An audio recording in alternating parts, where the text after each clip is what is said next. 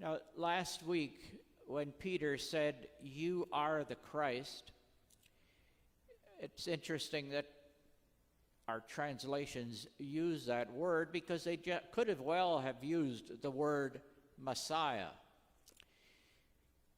And at the time of Jesus, the people were waiting for the Messiah. But the prevailing idea of what that Messiah's role was, their thought was that the Messiah was going to come and amass the people, energize the people so that once and for all they could expel and relieve the land of Roman oppression and occupation and taxation and enslavement and all the other things that the Roman Empire was known for. And that seems to be what Peter's thinking was as he says to Jesus, "God forbid, no such thing shall ever happen to you." How could you talk about things this way? Now, there is another possibility that if Jesus was talking in terms of a Messiah who would relieve the land of Roman oppression, that might have been one thing, but Peter may be coming from a couple of other points as well. How can you talk about suffering and dying?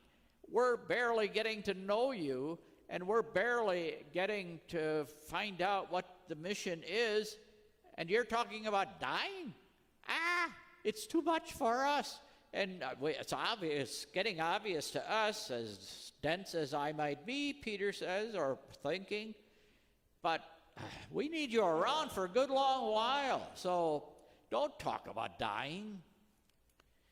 Or another possibility would be that Peter might be getting a glimpse of who Jesus truly is, and that it may have little or nothing or whatever to do with the relieving the land of Roman occupation. And perhaps Peter is saying, I said, you are the Son of the living God. For anybody to treat you that way would be outrageous. So why are you talking about it? Now, obviously, we don't have Peter here to ask, so what was really going through your mind when you said that Jesus was the Christ, the Son of the living God? Whatever the case was, Peter clearly was upset.